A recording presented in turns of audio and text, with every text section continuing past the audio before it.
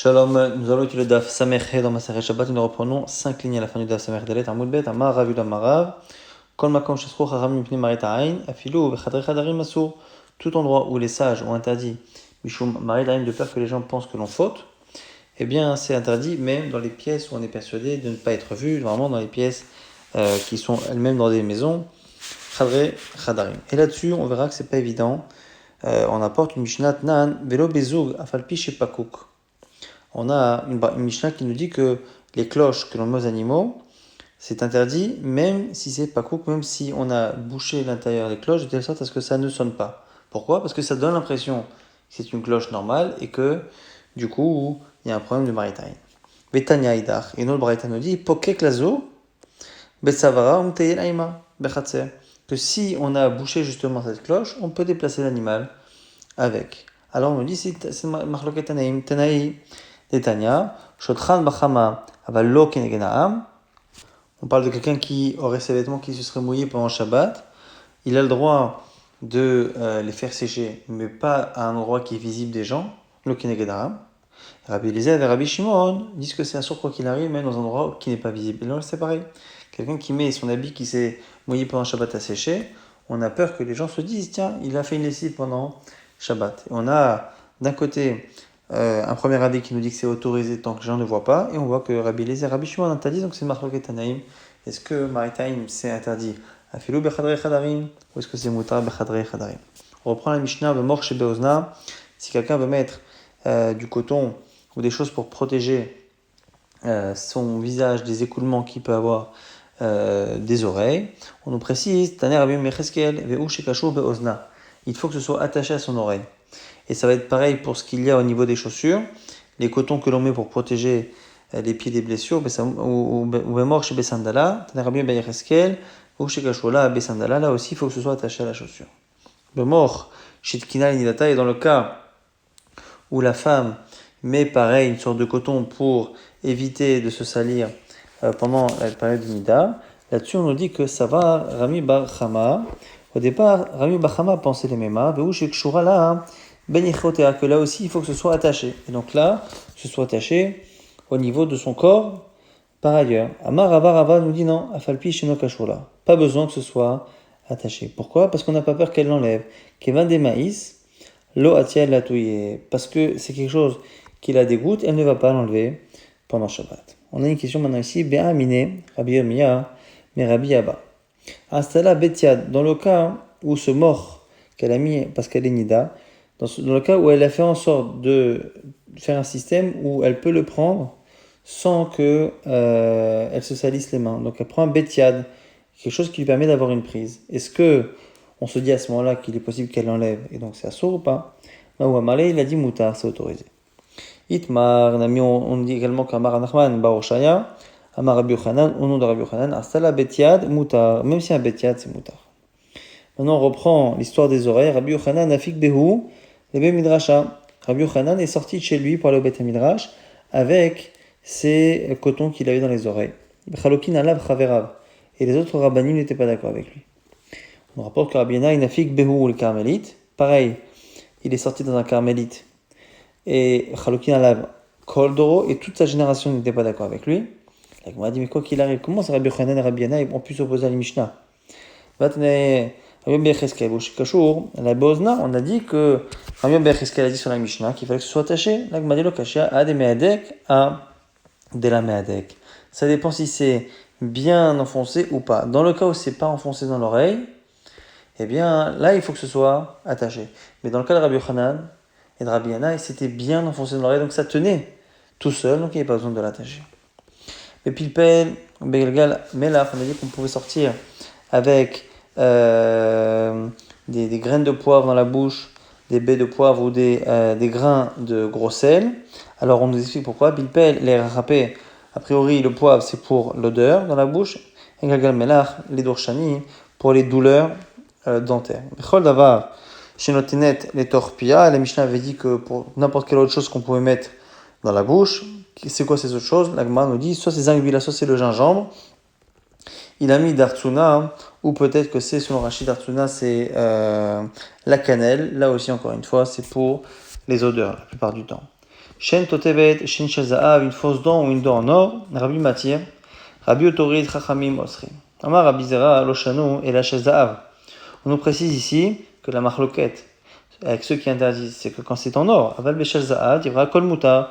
Mais si c'est une dent qui est en argent, là c'est autorisé selon tout le monde. Tanya Namiachi, on confirme avec une braïta. Chez Kesed Divra Kol Muta, quand c'est de l'argent, c'est autorisé selon tout le monde. Shazda'a Rabbi Matir Chachamim Mosrim. Et c'est sur l'or seulement qu'il y a une marloquette avec Chachamim. Amar Abaye nous dit Rabbi Eliezer, dit Rabbi Shimon ben Lazar. Kulhu Zira Leu de Kol Mide, Miganyabe, Lo Atia, Lehatouye. Toute chose qui lui ferait honte à la femme si elle l'enlève, eh bien, elle n'est pas amenée à l'enlever. Donc, du coup, a priori, on n'a pas lieu de craindre. Alors, Rabbi, dont c'est que Rabbi dit ça, Rabbi Hadamaran, c'est ce qu'on a dit la fameuse halakha sur la dent en or. Rabbi Eliezer, c'est la braïta de Rabbi Eliezer, Poteb, Kovelet, Beslochich el Payton, qui avait dit que tout ce qui était ces colliers odorants que les femmes mettaient, qu'elles portaient, parce qu'en général, elles avaient une odeur corporelle qui était forte, et bien du coup, là aussi, il est autorisé parce qu'elle n'est pas amenée à l'enlever, parce qu'a priori, elle le fait pour masquer son odeur. Et Rabbi Shimon ben Lazar, d'Etania, Klala Rabbi Shimon ben Lazar, on avait déjà vu ces deux halachot précédemment. Rabbi Shimon ben Lazar disait que Kol Sheu le Matem Minasevacha Yotzabo, la Minasevacha Ena Yotzabo, ne peut pas se porter dans la rue tout ce qui est au-dessus du bonnet qu'elle porte, parce que dans ce cas-là, elle peut l'enlever, mais ce qui est en dessous du bonnet, qu'elle n'est pas amenée à enlever de peur qu'elle ait honte, eh bien on ne craint pas. Donc il y a trois halachot, l'halakha sur la dent en or, l'halakha sur les senteurs que les femmes portaient en collier, ou sur certaines choses qu'elles accrochaient à leur bonnet qui cachait leurs cheveux. Eh bien, donc ces trois Tanaïm là, chaque fois dans chacun de ces trois Mishnayot ou Braïtot, ont montré que lorsque la personne a honte, si elle ne les prend pas, si elle ne les porte pas, eh bien, on n'a pas lieu de craindre au niveau de la lacha que cette personne va les enlever et les porter pendant Shabbat. Nouvelle Mishnah, Yotza besela she'al atzinit. Elle peut sortir avec sela, c'est une pièce qu'elle met à la tzinit. La Gemara expliquera ce que ça veut dire. Abanot ktanot yotzot bechotin. Et les jeunes filles peuvent sortir avec des fils, filo bekismin, ou avec même des brindilles chez Bosnem que l'on met au niveau des oreilles. Rashi explique que pour pouvoir porter des boucles d'oreilles, on faisait un trou dans le lobe d'oreille des petites filles, on le faisait quand elles étaient jeunes, mais on leur mettait pas encore de vrais bijoux. Donc en attendant, on leur mettait ces fils ou ces brindilles pour garder le trou fonctionnel. Raviot yotzot re'ulot ou madayot perufot. On nous parle ici de différents habits que mettaient les femmes juives en fonction des régions où elles habitaient. Un raviot, donc c'est les femmes qui habitent dans les pays plus ou moins les pays arabes, dans lesquels elles ont l'habitude de porter une sorte de voile.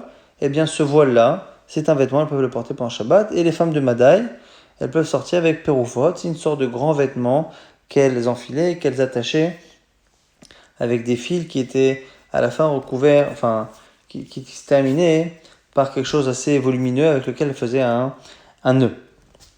Et on nous précise que quand on a dit les femmes de Marav ou les femmes de Madaï, c'est l'Avdavka. C'est Vechol Adam. Et là, chez Dirou Chachamim Bove. Chachamim ont dit en général, les femmes arabiennes peuvent sortir comme ça, parce que c'est en général les femmes de ces pays-là qui s'habillent comme ça. Et les femmes de Madaï, c'est elles aussi qui s'habillent comme ça. Mais à partir du moment où c'est un vêtement dans ces régions-là, c'est un vêtement pour tout le monde, et n'importe qui d'entre nous peut sortir avec. Pour Efet à la Even, vers la Egoz, vers la Matbea.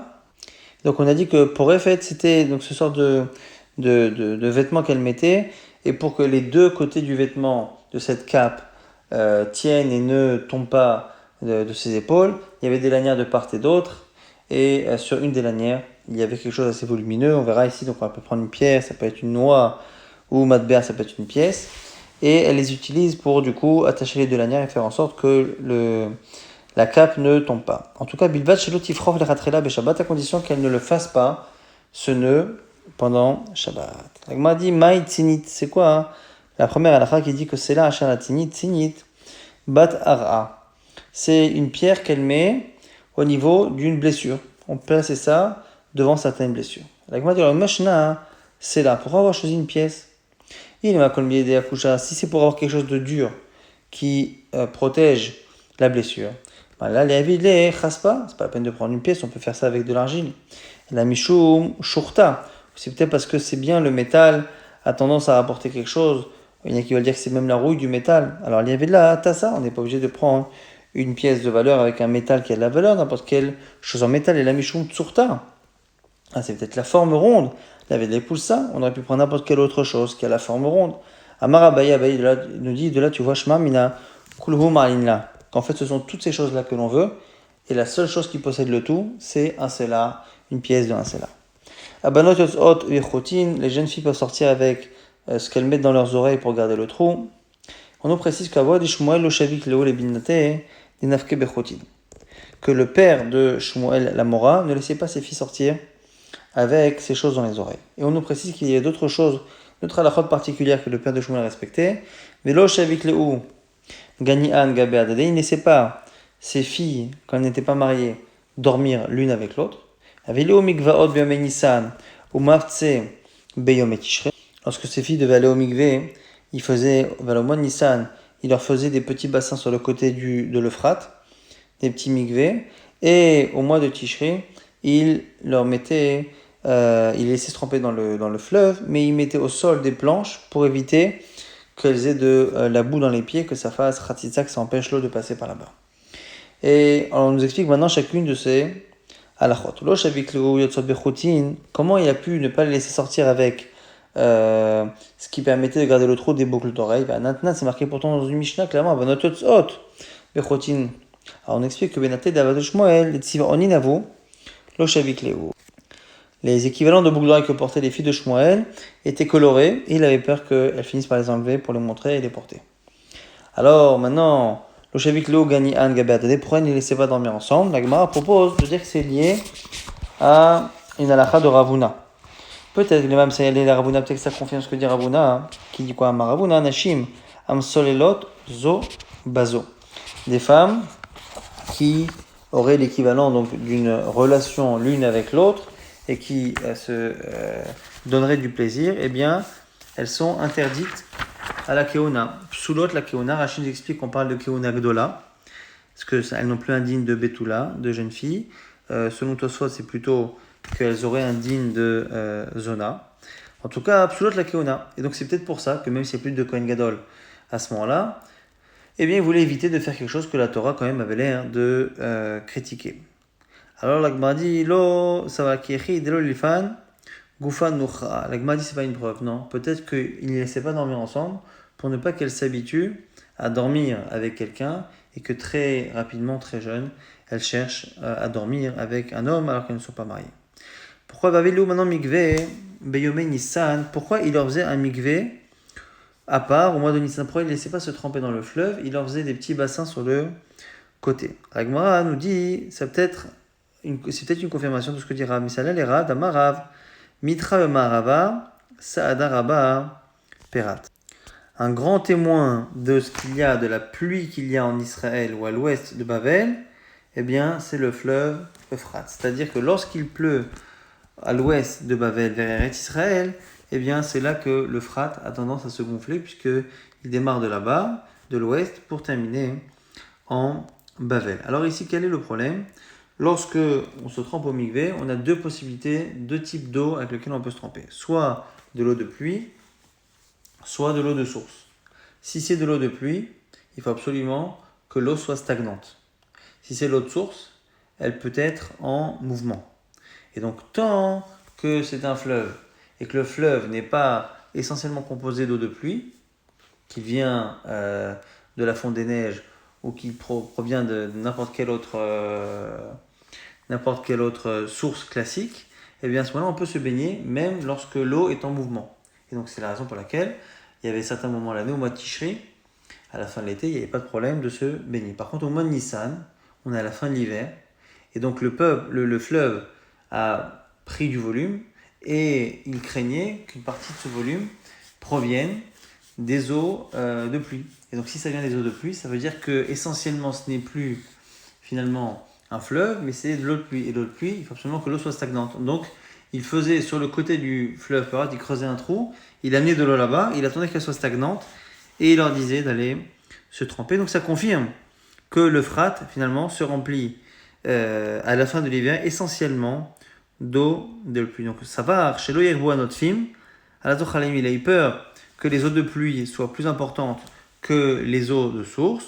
Et on nous dit que Upliga des Shmuel. Et ça, c'est quelque chose qui n'a pas l'air d'être en accord avec son propre fils Shmuel. Parce que Shmuel disait d'Amar Shmuel, Nara Mikipé Mivrir. Shmuel s'opposait à Rav et disait que le Frat Mikipé Mivrir. C'est vrai qu'il a tendance à quasiment doubler de volume en hiver, mais c'est pas que de la pluie, c'est Mikipé Mivrir, c'est de lui-même. Upliga d'idée à d'idée, et la Gemara nous dit que Shmuel d'une certaine manière se contredit lui-même. Parce que par ailleurs, il aurait dit d'Amar Shmuel En Amaim et Arim Bezochalim et la Prad de Tishre Bilvad. Que le Frat, on ne peut s'y tremper que à la période de Tishri et pas à la période de la fin de plein. En tout cas, on a expliqué la raison pour laquelle le père de Shmuel était mahmir de leur faire les mikvaot sur le côté de l'Euphrate à la fin de l'hiver. Pour Refet à la Even, la Gemara s'étonne. Pourquoi ? Parce que dans la Mishnah, on a dit qu'elle pouvait être pour Refet avec une pierre, avec une noix, et à la fin on nous dit mais il ne faut pas le faire pendant le Shabbat. Or le début quand même de la phrase donne l'impression qu'on peut le faire pendant le Shabbat. Donc il y a une contradiction. Pour Refet, après on dit mais non, on ne peut pas être pour Refet Echatrila. On y va Martrecha pour Refet, au début tu dis oui. Amarabaye, Seifa Tanemat Bea. On m'a dit oui, mais il y a 3 cas. Le premier cas c'est la pierre. Le deuxième cas effectivement c'est la noix. Ça effectivement on peut. Mais après quand on a dit pour la pièce, on dit la pièce elle peut porter le vêtement. Elle ne peut pas utiliser cette pièce pour bloquer le vêtement parce que la pièce elle-même ne peut pas la déplacer pendant Shabbat. Maintenant, la Gemara pose une question.